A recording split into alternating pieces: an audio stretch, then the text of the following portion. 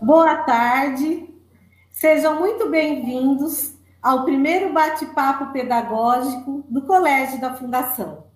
O meu nome é Cássia, sou coordenadora do ensino fundamental, do 2º ao 7º ano, sou mestranda em educação, membro do grupo de estudos de educação popular da Unesp. E hoje o nosso tema é letramento digital. E conversarei com os professores do nosso colégio, professor Danilo, professor Leandro. Boa tarde, professores. Sejam muito bem-vindos ao nosso primeiro bate-papo nessa tarde de hoje aqui no colégio. Bem-vindos. Boa tarde, muito obrigado. Bom, então, professor Danilo, professor Leandro, vocês podem iniciar se apresentando. Tá. Bom, posso começar a ler? Fique à vontade. Obrigado. Bom, eu sou o professor Danilo, sou professor de Matemática e Ciências do Colégio da Fundação e também professor da disciplina de IAE. Eu sou formado em Matemática e atualmente sou doutorando em Educação pela Unesp, em Bauru, e faço parte do grupo de estudos em História Oral e Educação Matemática, também da Unesp de Bauru. E eu sou o professor Leandro, professor de Geografia, eu sou formado pela Unesp de Rio Claro, e tenho aí, faz uns 8, 9 anos que eu trabalho no Colégio da Fundação, como professor do ensino fundamental, do ensino médio, também cursinho pré-vestibular, e um entusiasta aí da tecnologia, sempre muito fã de utilizar a tecnologia como complemento nas aulas. Também leciono a disciplina de IAE para o 7º e para o 9º ano, que é uma disciplina que a gente vai falar um pouco mais sobre ela ao longo da nossa live. Muito obrigada. Então vamos iniciar, nosso bate-papo hoje, que é o letramento digital, na perspectiva de aquisição e apropriação de habilidades digitais para o uso das ferramentas, com foco no ensino-aprendizagem. Hoje, vivemos em um mundo incorporado cada vez mais por esses elementos digitais, e no centro desse letramento digital não há como não admitir que nós temos o computador, Mas além do computador, nós temos os recursos que são diversos. Aulas ao vivo, que é o que nós chamamos de síncronas, as aulas gravadas, que são as atividades assíncronas, o Google Drive, que tanto nós usamos na educação para envio de trabalhos, as avaliações online e a conscientização do bom uso, que é imprescindível nesse contexto educacional. E como o professor Leandro já mencionou, tanto o professor Leandro quanto o professor Danilo, em nosso colégio, eles trabalham o projeto IAE. Então, agora eu peço para vocês contarem um pouquinho o que seria o projeto IAE que o Colégio da Fundação desenvolve. Quer que eu comece, Dan? Depois você completa? Por favor, pode começar. Então, essa disciplina IAE surgiu diante de uma certa dificuldade que eu, o professor Danilo e alguns outros professores mesmo, ao longo das suas aulas, quando a gente vai na informática, no laboratório de informática, para quem não conhece, o Colégio da Fundação ele conta com 3 laboratórios de informática que são incríveis, e alguns detalhes durante as aulas chamou muito nossa atenção. Por exemplo, o pessoal abre aí o navegador, o pessoal não sabia o que era navegador. Ou então sentava na frente do computador e ficava esperando ele ligar sozinho. Então, alguns conhecimentos básicos que para a gente é muito simples e muito do nosso cotidiano, nós notamos que uma série de alunos não tinham essas competências. E preocupados em relação ao futuro, afinal de contas, praticamente todas as profissões, para não falar todas, dependem e utilizam essas tecnologias, o computador, a informática, a internet. Nós começou ali crescer no nosso coração o desejo de um dia ter uma disciplina destinada justamente para isso. Acho que o Danilo pode falar um pouquinho mais. Bom, acho que a sua descrição foi perfeita, Leandro. Na verdade, a sigla IAE, ela significa Informática Aplicada aos Estudos. Então, a gente tem a ideia de que os jovens, as crianças e os adolescentes, eles já são nativos digitais, E aí, a gente sempre conforme o Lê disse, nós tínhamos essa dificuldade e propomos, né, conversamos com a coordenação, que sempre é muito aberta no colégio, e nós conseguimos montar essa disciplina de IAE, que era um sonho muito antigo nosso. Que a gente sempre falava, vamos montar essa disciplina e tudo mais, porque a gente quer realmente trabalhar com a informática voltada para os estudos. Então, nessa disciplina nós trabalhamos com diferentes maneiras, né, e usando celular, usando computador, e acho que para esse momento que nós estamos passando, essa disciplina é fundamental. O Letícia da estrutura do colégio, nós também temos um departamento de TI fantástico, que dá toda a estrutura do que a gente precisa, e a disciplina de IAE está aí para ajudar todas as outras.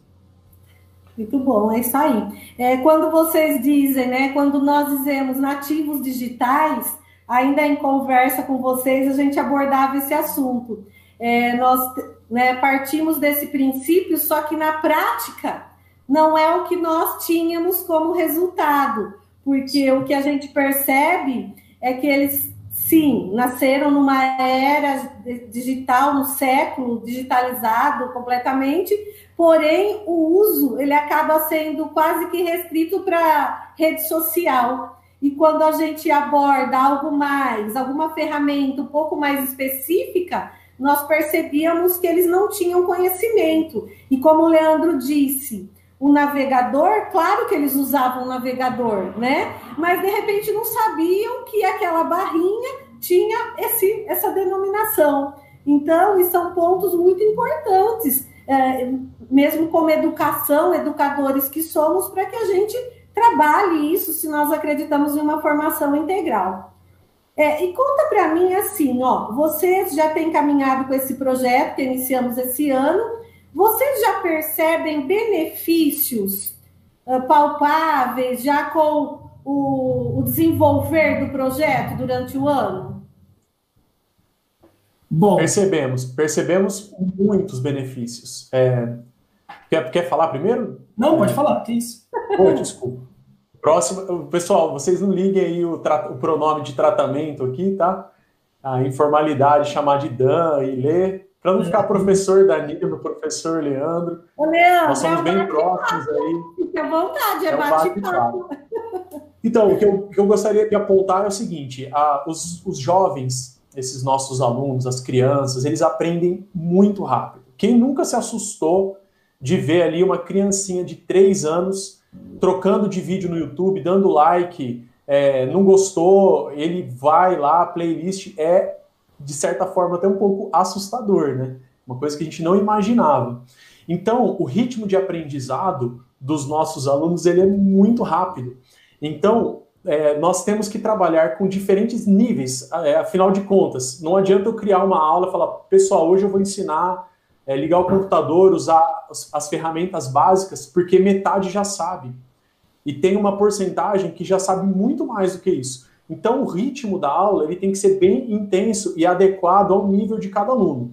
Mas vimos muitas evoluções, principalmente os alunos eles relatam, professor ou os menores, tio, eu não sabia, não fazia ideia de que isso pode me ajudar. Então, é algo que não precisa nem muitas vezes partir da nossa parte, a pergunta, o que vocês estão achando? Eles vêm e mostram para a gente. E eles acabam indo, a maioria dos alunos acaba indo muito além do que a gente estava esperando, fazendo coisas a mais até do que a gente tinha proposto para a aula, e isso é bacana, então a gente percebeu bastante evolução, principalmente aí no controle dessas novas tecnologias, como o plural que a gente utiliza, entre outras. Isso aí. Esse tempo que nós estamos vivendo, de isolamento social, vocês percebem algo diferenciado em relação a esse resultado do trabalho? Vocês acham que está contribuindo? Em quê? Bom, pelo que quando o Lê fala dessa questão, que a gente desenvolve as atividades com eles em diferentes níveis, quando nós fizemos o planejamento dessa disciplina, nós pensamos, né, em tudo com muito carinho e muito cuidado. Porque também nós temos que valorizar os conhecimentos prévios dos alunos, que em tecnologia são muitos. Porém, nós tínhamos que direcionar. Então, uma das primeiras coisas que nós fizemos durante a aula foi criar um e-mail institucional para a gente utilizar, né? E aí, nossa, mas o que é um e-mail? Então, teve muito aluno que não sabia o que era um e-mail. Então, a gente criou uma conta, utilizamos e tudo mais. E nesse momento, o que a gente está fazendo? Nós utilizamos a estrutura do colégio, que é fantástica, né? A estrutura que nós temos de portal, a estrutura que nós temos para as avaliações e tudo mais. E nós utilizamos outras ferramentas gratuitas que tem aí que os alunos podem utilizar. Então, por exemplo, nós desenvolvemos várias atividades em parcerias com outras disciplinas, utilizando vários aplicativos, softwares, né, programas aí, para que eles consigam desenvolver os estudos, entregar trabalhos, propostas de atividades. Então, para mim está sendo um momento muito rico, porque o diferencial, na minha opinião, de IAE, eu e o Leandro conversamos muito sobre isso, é que nós não somos técnicos de informática ensinando para alunos. Nós somos professores que utilizam a informática, né, nas nossas aulas há muito tempo. Então, na verdade, a gente já viu que dá certo, que funciona. Então, né, é um pré-requisito aí que a gente tá vendo que funciona muito na prática, nesse tempo que estamos enfrentando, né? Veja, nós mais experientes, vamos dizer assim, o e-mail já é algo tão familiar, né? E quando a gente chama de nativos digitais ainda temos algumas surpresas. Então, realmente, esse projeto tem feito muita diferença em nosso colégio. E vocês citaram vários conteúdos que já trabalham no projeto, tudo certinho.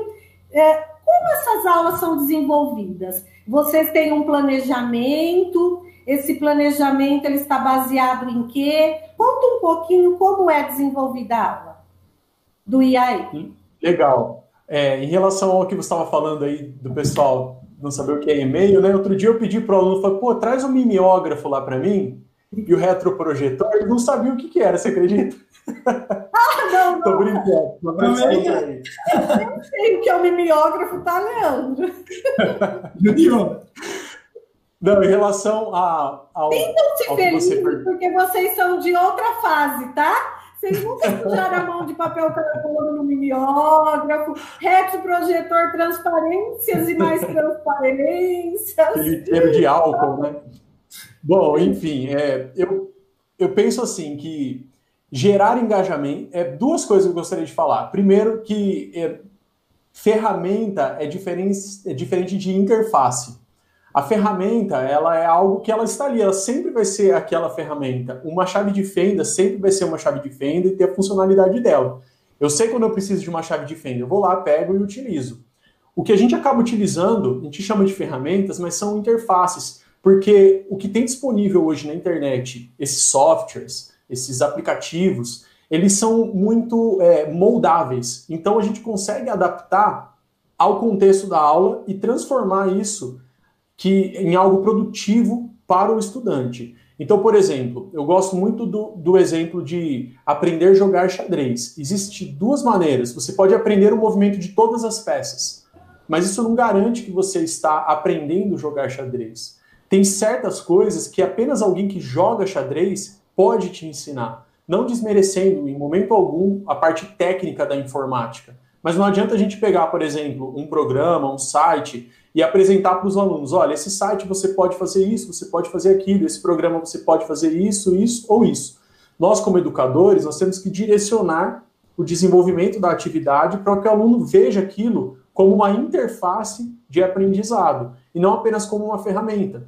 Então, controlar o centro do tabuleiro de xadrez, conhecer as aberturas, se preparar psicologicamente, até fisicamente para uma partida, apenas quem joga xadrez que tem essa condição de passar para o aluno. Mais uma vez, sem nenhuma pretensão de falar que isso é melhor ou pior. Mas é isso que a gente tenta explicar bem para os alunos. Nós apresentamos as ferramentas, no caso as interfaces, e mostramos com um olhar de educador de que forma que aquilo vai auxiliar o aluno em seu desenvolvimento.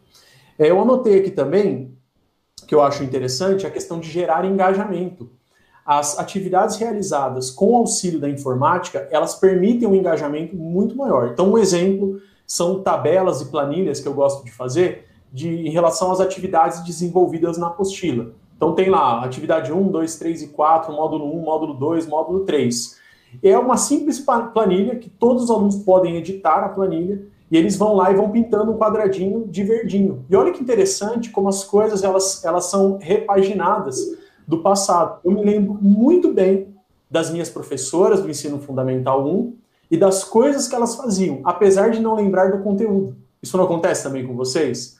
A gente acaba lembrando das características e das atividades. O conteúdo, ele é algo que vai ser absorvido, com certeza, mas a gente vai precisar e utilizar. E eu lembro muito de um quadro que minha professora, lá na segunda série, segundo ano do fundamental, fazia, que ela ia colando como se fosse uma bicicletinha, uma corrida. E aquilo era, assim, um desespero. Talvez, na época, o jeito de lidar era um pouco diferente. Hoje a gente tem todo o cuidado em relação à exposição do aluno.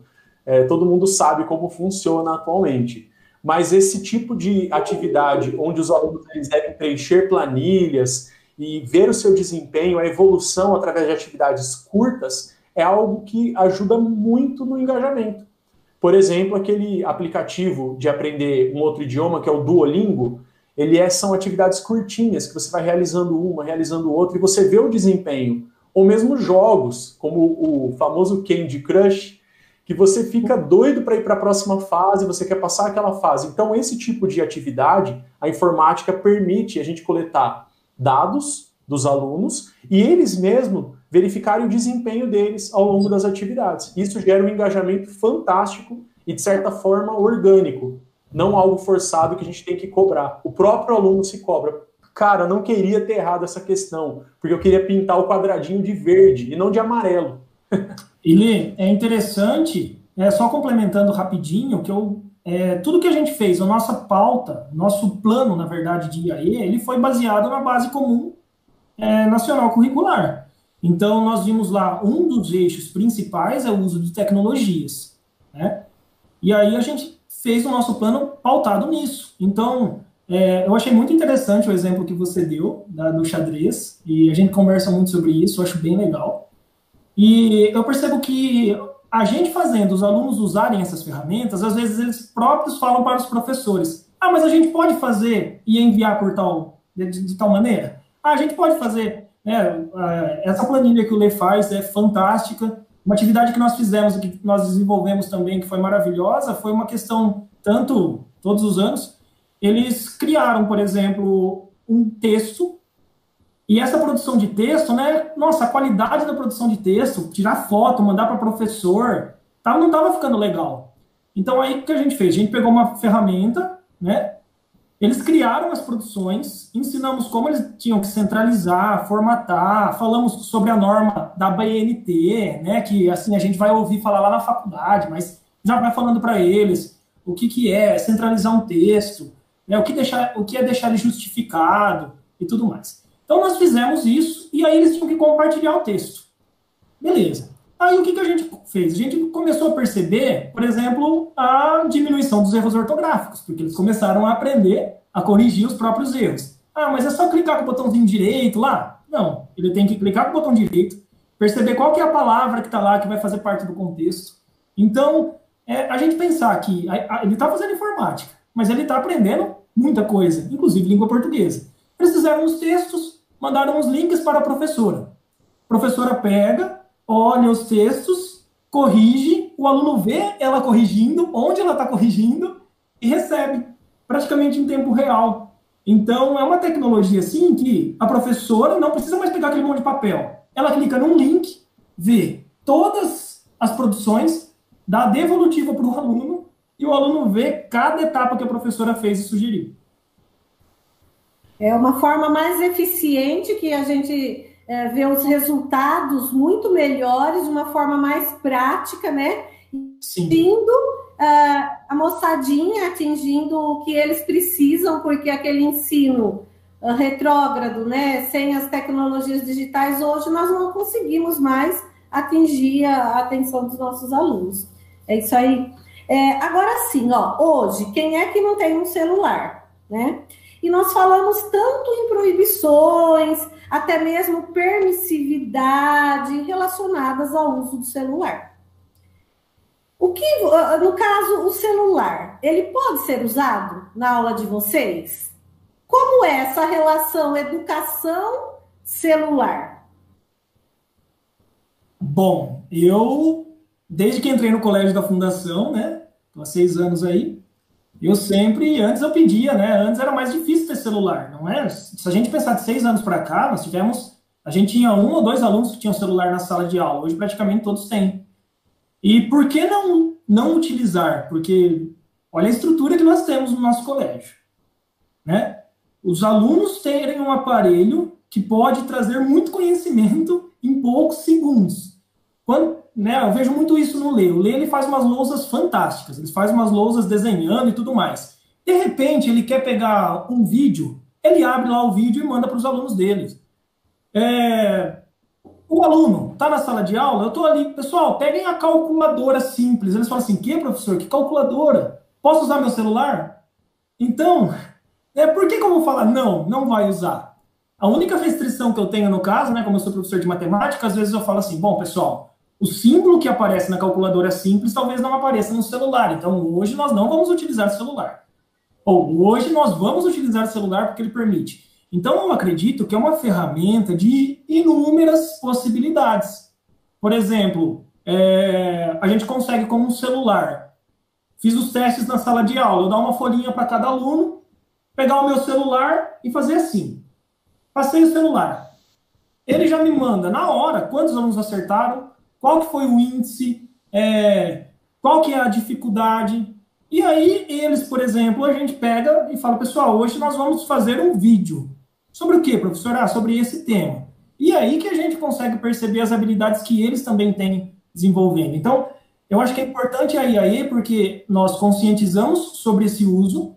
Até na aula dessa semana nós utilizamos uma ferramenta do Google que ela fala sobre 4 pilares básicos, né? Que é o respeito, você saber compartilhar informações, você ter cuidado na internet. Então, eu acredito que é uma ferramenta que a gente tem que usar e explorar cada vez mais. Os alunos estão vindo com isso, e aí cabe a nós, professores, termos esse desafio, porque, por exemplo, eu não sei tudo. Falo muito isso para o Leandro, para a Cássia. O que eu não sei, eu quero fazer, então eu vou pesquisar. Então, onde eu vou pesquisar? Vou na internet. Antigamente a gente ia naquelas enciclopédias, né? Barça. E ficava lá na Barça, né? Procurando. Agora não, eu coloco, aparece lá o resultado do Google em menos de 1 segundo, me mostrando o que eu tenho que fazer.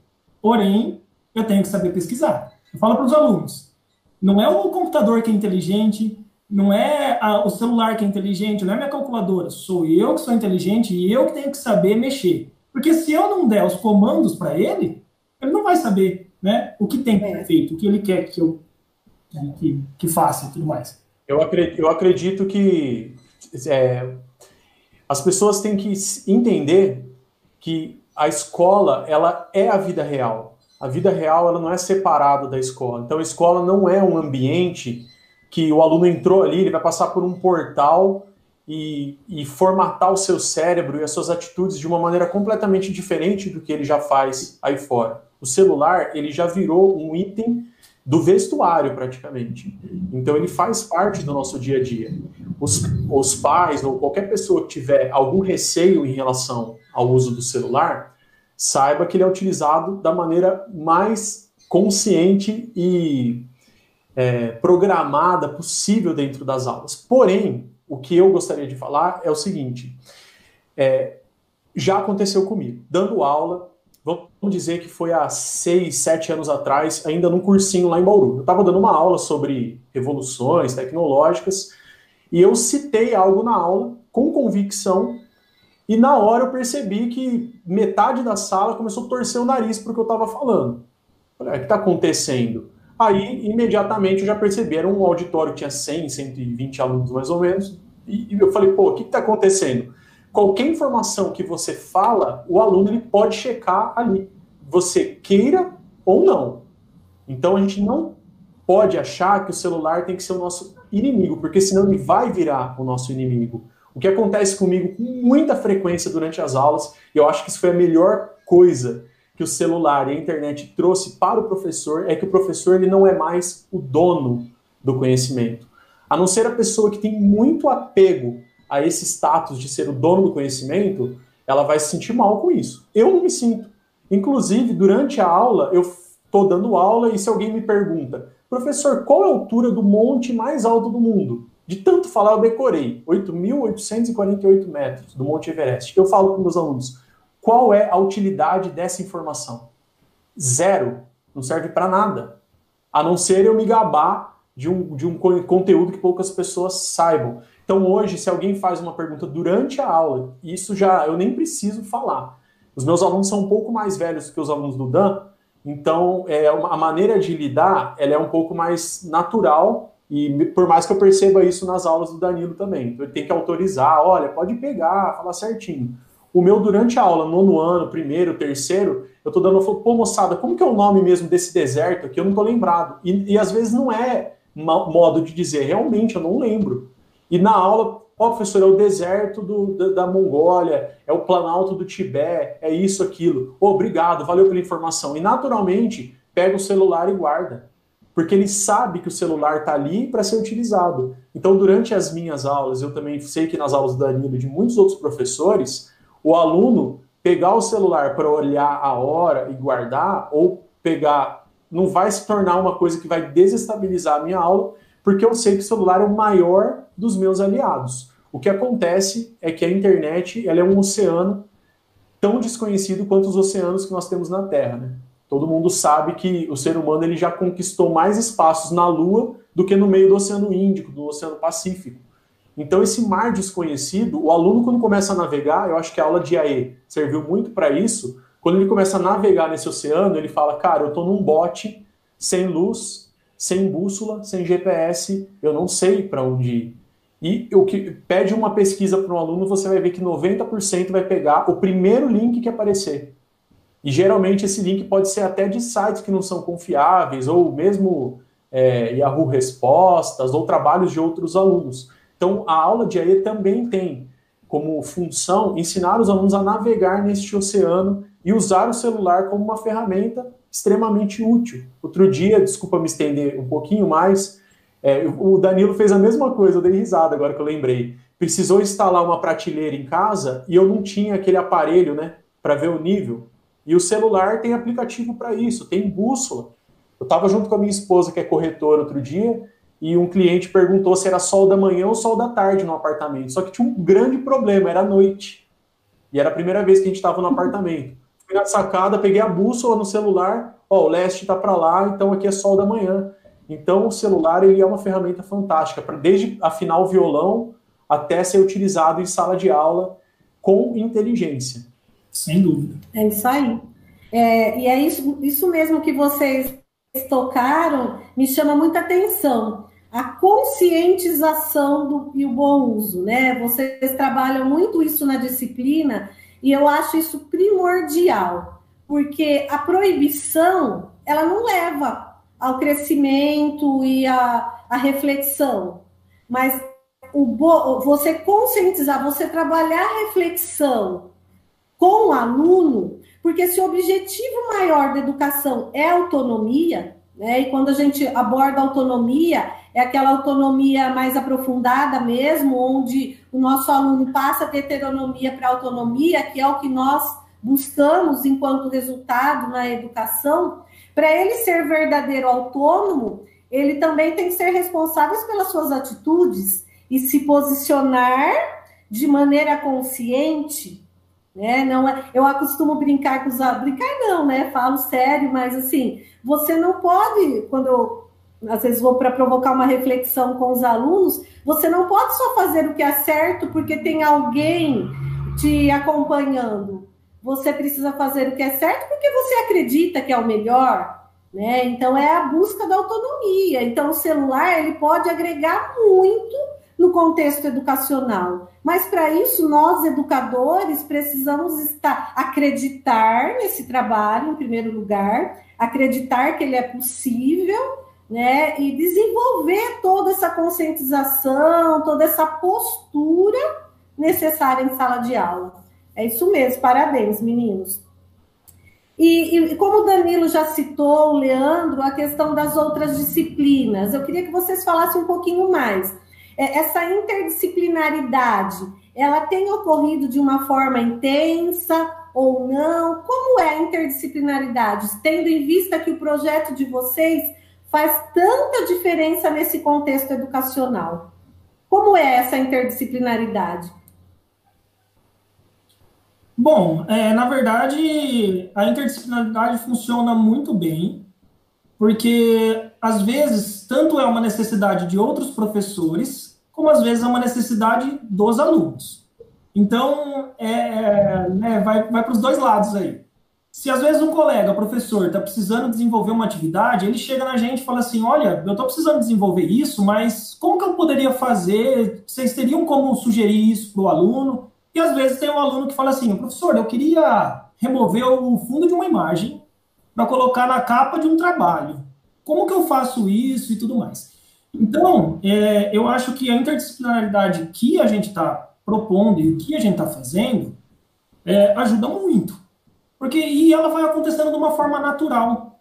Tanto é que os alunos, às vezes, a gente está falando a aula e tudo mais, lá no finalzinho da aula a gente fala assim, então agora que vocês aprenderam a fazer isso, vocês vão pegar e vão lá naquela atividade que tal professor propôs, e a gente propõe para eles também. Então, ela ocorre não de maneira forçada, mas ela ocorre de uma maneira muito natural, de acordo com as necessidades, tanto dos alunos quanto dos professores. E, para mim, está sendo fantástico, porque eu estou aprendendo um monte de coisa de outras disciplinas também, porque a gente já desenvolvia vários projetos, né, de interdisciplinaridade. E esse também é uma das formas, uma das maneiras de se desenvolver. Porque o que a gente tem noção também não é que assim, a tecnologia vai salvar. Não é isso que a gente está dizendo. A gente está dizendo que o uso consciente da tecnologia para você estudar, você usar ela de maneira correta, vai te ajudar muito. Mas não substitui também, né, a questão do presencial e tudo mais. É mais algo a mais, né, Lê? E como o Leandro mesmo citou, né? Ajuda demais no nosso dia a dia, enquanto a bússola tinha que ser buscada de outras formas, tá aqui já o aplicativo e vem para facilitar a nossa vida cada dia mais, não é? Danilo, professor de matemática, Leandro, professor de geografia do colégio. Antes desse período de pandemia, vocês já usavam a tecnologia na aula de vocês? Muito. Usava muito. Muito. E eu acredito duas coisas assim que eu gostaria de pontuar. Em primeiro lugar, o mundo não estava preparado para encarar o que está acontecendo. Todo mundo sabe muito bem disso, óbvio. E a educação também não estava pronta. E eu falo de maneira geral, não é um colégio ou outro, estou dizendo a nível mundial. Então, nós temos talvez que encarar este momento que nós estamos passando, não como o ensino à distância verdadeiro, mas como um momento provisório e que está ficando cada vez melhor. Isso a gente percebe durante as aulas. Tem algumas aulas que, sinceramente, eu falo aqui do fundo do meu coração, eu até esqueço que eu não estou na sala de aula. A participação é intensa, todo mundo chama um, chama outro. Eu tenho feito leituras, por exemplo, que chega no ponto, o aluno escolhe outro para ler. E é a mesma coisa que eu falo em sala de aula. Na sala de aula eu falo troca.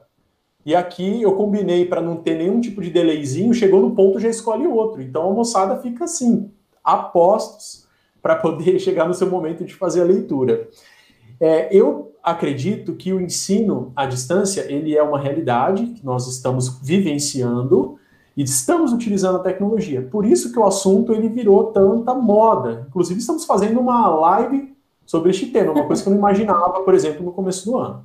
Porém, eu acredito muito no ensino híbrido, que é uma mescla entre o ensino presencial e atividades que podem ser feitas complementares à distância e utilizando a tecnologia. Por exemplo, durante uma aula dupla, aquela aula que pode ser cansativa do ponto de vista do aluno, o professor com a mesma estratégia durante a aula, eu não me lembro aí, raríssimas exceções ao longo dos últimos anos, eu tradicionalmente dando a aula do começo ao fim, falando. Eu sempre gosto de interromper a aula e fazer alguma atividade, e na maioria das vezes utilizando o celular, ou indo para o laboratório de informática, ou até mesmo fazendo atividades que não são necessariamente tecnológicas, mas que envolvem a movimentação dos alunos. Então, eu acho que a tecnologia é um grande aliado, como eu já disse, no engajamento dos alunos, na elaboração de relatórios, para que a gente tenha um controle sobre as atividades que estão acontecendo, e sempre utilizando nas aulas. Eu acho que o colégio da Fundação ele fez um belo investimento, pouca gente fala disso, no momento que colocou projetor em todas as salas de aula e equipamento de som em todas as salas de aula.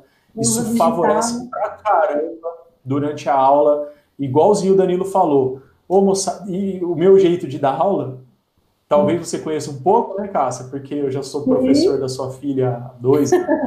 Já te acompanho. Eu gosto de dar muito planejadinho. Então, no meio da aula, eu posso começar a fazer uma lousa e falar, quer saber, moçada? Vamos ver no YouTube um vídeo mostrando a tundra, que é muito melhor do que eu fazer um desenho aqui da tundra para vocês. E aí a aula ganha outro patamar, né? E o engajamento é tanto que eu acompanhando a aula de vocês, você, Leandro, grande parte como mãe e agora também como coordenadora, eu posso dizer o quanto a aula de vocês não tem espaço para indisciplina. Porque esse engajamento ele é tão grande, as crianças, né, os alunos se envolvem tanto na atividade que não há espaço para indisciplina. Né? Esse envolvimento, esse engajamento é muito gostoso de se vivenciar e ver o brilho nos olhos que vocês têm quando vocês desenvolvem esse trabalho. É muito prazeroso de acompanhar também.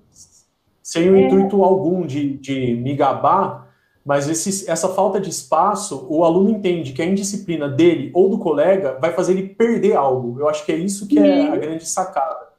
Fala, cara, não posso falar, eu não posso fazer uma pergunta para tirar a atenção do professor, porque ele está tão envolvido quanto eu. Então acaba tendo um vínculo muito legal de professor-aluno e ocorre uma parceria. Eu acho que essa é a palavra.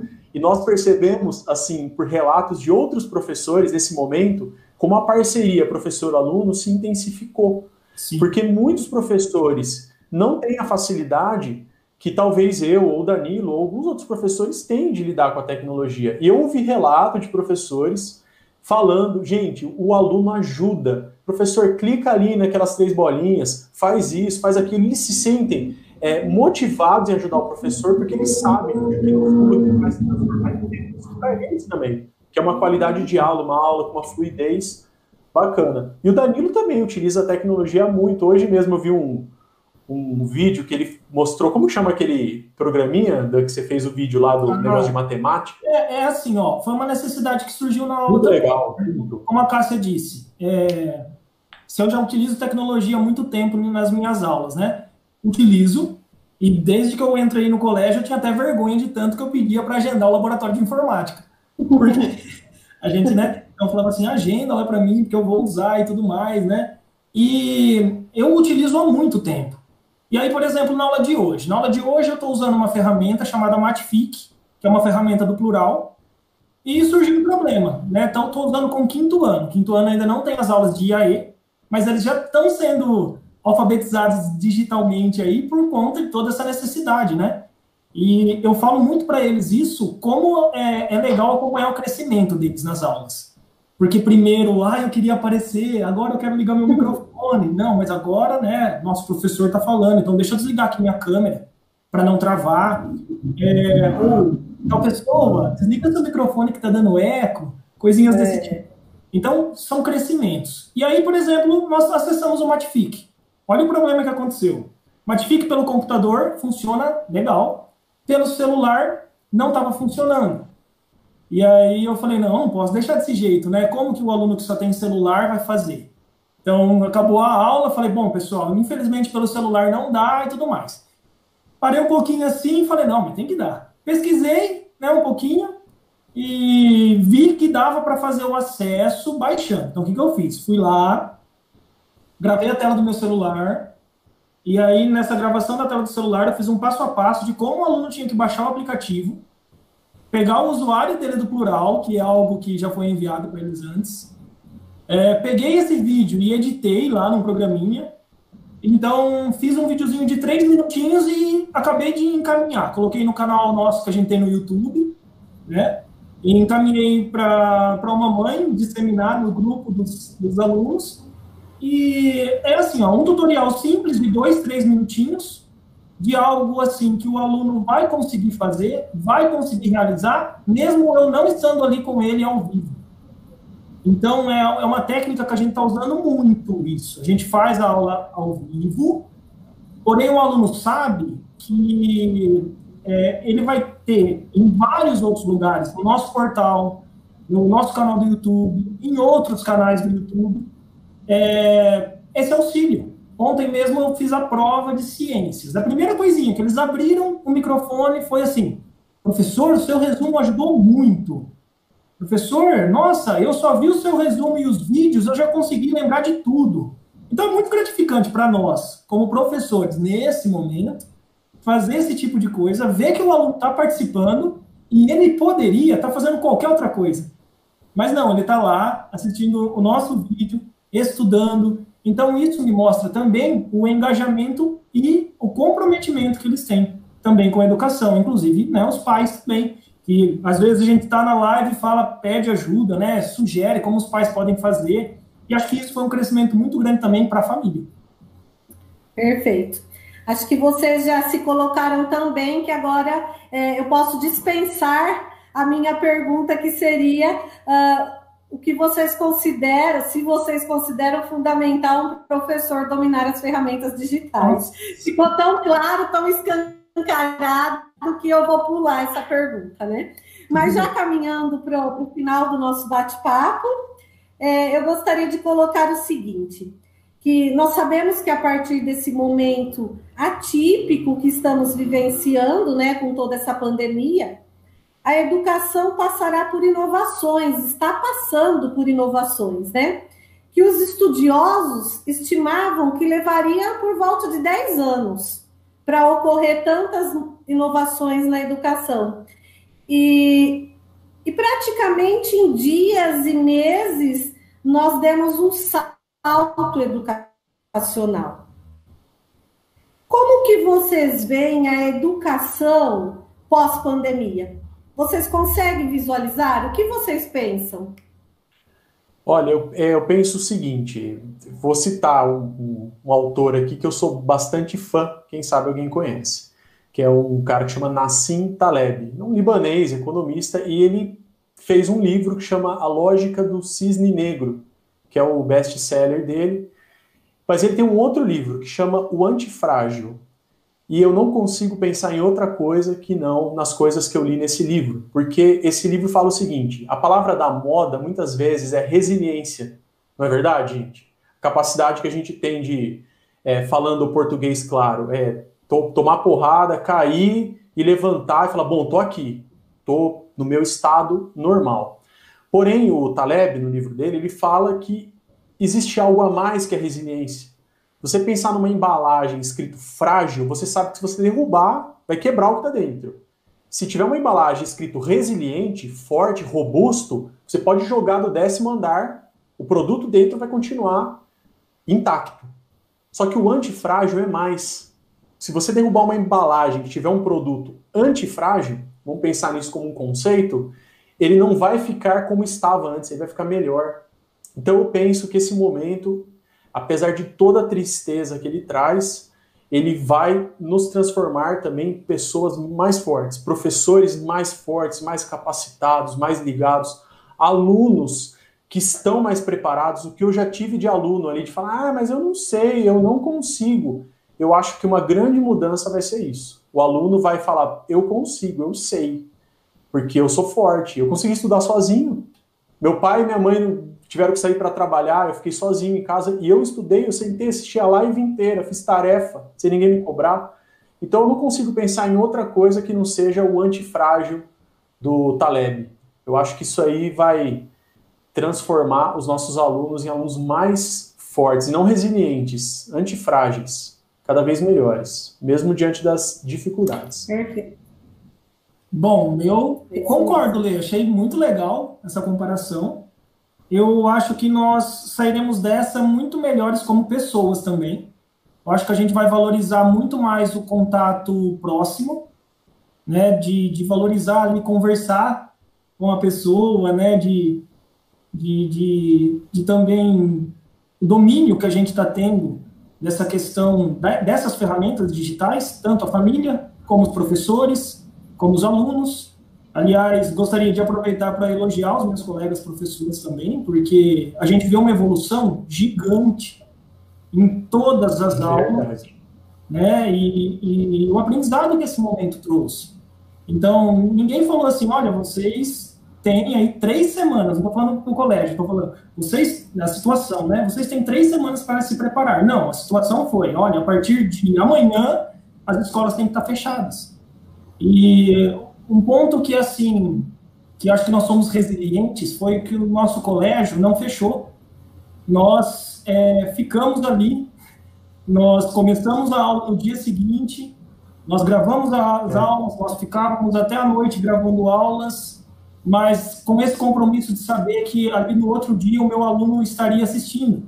Então, nós não paramos, nós seguimos em frente, nós aprendemos com os nossos erros e vimos também que os nossos acertos foram muito maiores. Então, eu acho que nesse momento o que a gente vai levar é todo esse aprendizado. Professores melhor despreparados, famílias também sabendo o que, né, como nós conduzimos as aulas, como o filho participa e tudo mais, e crianças, uma autonomia que, assim, a gente fala que eles vão começar a ter uma autonomia, assim, para fazer atividades sozinhos, né, finalzinho de 6º ano, início de 7º, e a gente já está percebendo que isso está vindo muito mais cedo, né? Então, eu acredito que o que a gente vai levar disso, o Lê falou da palavra resiliência, da palavra antifrágil, eu vou falar da palavra autonomia e também de Altwell, né, da aprendizagem significativa. Acho que isso eles vão levar também. Porque, por exemplo, eu aqui, matemática, nossa, vamos fazer aula remota de matemática. Pô, aqui converso tal, não sei, né, porque, nossa, ele vai ver, daí não... Às vezes, se eu estou numa sala de aula, eu explico de 5, 6 maneiras diferentes. Se eu mandar um vídeo gravado e ele tiver dúvida, não vai adiantar ele parar o vídeo e assistir novamente. Então, né, que nem o Lê disse, eu trouxe uma lousinha aqui para casa, baixei o aplicativo de nível, coloquei lá, parafusei a lousinha, mas eu vi que não estava tão legal. Então, fui lá, peguei, né, a gente usa a mesinha digital e vai fazendo essas aulas com eles e tudo mais. E perguntando para os alunos, eu falo, e aí, pessoal? Não, professor, para mim não estou perdendo nada. Para mim está do mesmo jeito.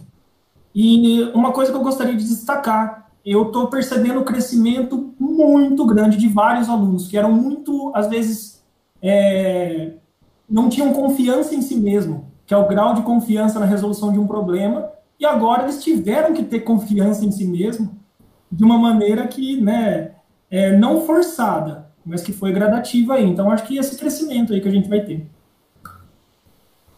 Eu acho que tudo isso que vocês falaram, vocês estão, acho que, fechando aqui o nosso bate-papo com chave de ouro, e vocês colocaram pontos assim que eu acho imprescindível. Quando, Danilo, você colocou da necessidade em aula de improvisar, entrar e fazer um vídeo do Matifique, isso automaticamente vocês estão trabalhando no aluno a necessidade do improviso, da flexibilidade, porque nem tudo sai como nós planejamos. E não é porque não saiu como nós planejamos que nós vamos se paralisar. Mas muito pelo contrário, a boa vontade, a proatividade nesse momento, as ideias, criatividade. É momento de mobilizarmos as habilidades e a criatividade. Então, assim, os educadores, nós somos exemplo. E vocês têm um vínculo tão importante com os alunos que eles acabam se espelhando. O educador, ele é exemplo, né? Então, essa questão do improviso, da flexibilidade, né? A questão do antifrágil que o Leandro colocou, e a autonomia, que é o que nós buscamos tanto na educação, né? A autonomia na perspectiva do Piaget mesmo, né? Da heteronomia na evolução aí, porque muitos adultos não saem da heteronomia. Então, a gente não vai falar só em idade, nós vamos falar em processo educacional. Não é porque a pessoa tem 40, 50 anos, às vezes ela é hetero até hoje, ela não atingiu a autonomia ainda. Enquanto que alguns alunos no 6º, 7º ano já estão atingindo a autonomia, né? Então, eu quero parabenizar vocês pelo excelente trabalho que vocês desenvolvem no nosso colégio. Vocês fazem a diferença. Esse perfil educacional é o que o século XXI precisa, né? Eu estava conversando, estava vendo esse livro aqui na minha frente e fiquei tentada para pegar ele, né? As 21 lições para o século XXI. Nesse período de pandemia, as necessidades aceleraram, né? E vocês, educadores, eu quero parabenizar Danilo, Leandro, e na pessoa de vocês também, toda a nossa equipe docente, que se reinventaram do dia para a noite. Ainda eu lembro que num sábado, para nós aqui no colégio, era dia letivo, nós tivemos atividade, já com todos os cuidados necessários. Eu lembro do distanciamento e tudo que demos para as crianças, e já a mantenedora nos reuniu para definir, e na segunda já ninguém mais veio para a escola, né? Então foi do dia para a noite, e os docentes estão de parabéns pela superação. Timidez ou dificuldade ou não, mas vocês, docentes, estão se saindo muito bem, e isso é um motivo de orgulho para nós. Não sei se vocês têm mais algo para finalizar, ou a gente pode encerrar o nosso bate-papo por hoje, porque virão mais, né? Depois desse nosso primeiro, nós teremos outros bate-papos, porque eu particularmente gostei demais, mas eu sou suspeita para falar. Danilo? Olha, eu gostaria, na verdade, de agradecer também, né, a abertura que o colégio dá para a gente, porque a gente só consegue desenvolver esse trabalho porque o colégio confia muito e dá total autonomia e liberdade também para o professor trabalhar. Nós temos uma estrutura incrível e é por isso que a gente consegue também fazer isso. Gostaria de aproveitar, né, eu sei que tem alguns colegas assistindo, né, e parabenizar todos. É um momento que a gente ficou honrado, né, deles estarem aqui assistindo a gente também. E um bate-papo, né, que a gente faria em 30 minutos, a conversa vai rendendo, está chegando aí a quase 1 hora e eu nem percebi. Gostei muito de conversar com vocês e só agradecer mesmo a parceria e a liberdade que a gente tem. O Lê, meu parceiro de projeto aí, e estamos caminhando, vamos ver o que dá. Muito obrigado, viu? Obrigada, Danilo. Leandro? Eu também só tenho a agradecer a todos que assistiram até aqui. Foi um bate-papo muito gostoso para a gente, espero que tenha sido para vocês também. Estender também o nosso apoio a todos os professores. A gente tem, como o Danilo falou, um projeto que chama LED, que é de Leandro e Danilo. A gente tenta ali, da maneira que a gente pode, ajudar os professores, dando dicas de gravação e tudo mais. E falar que... parabenizar também, você foi muito boa aí como a intermediadora do nosso debate, da nossa discussão. Foi de fato muito prazeroso participar. Essa hora, para mim, pelo menos, voou. Parece que faz 10 minutos que a gente está batendo um papo. Para mim também. Está muito agradável, mas a gente precisa, né, olhar nesse nosso limitador e aí já vou ter que ir finalizando. Que pena, mas nós teremos outros encontros, tá bom? Então, é isso. O Colégio da Fundação, ele tem como um grande foco aprendizagem significativa, aprendizagem para a vida, com todos esses projetos que nós desenvolvemos, com todo esse cuidado, para um olhar voltado para a formação integral dos nossos alunos. Então, nós ficamos por aqui. Uma boa tarde para vocês. Boa noite, que já está finalizando a tarde, né? Quase 5 horas. E até o próximo encontro. Muito obrigada.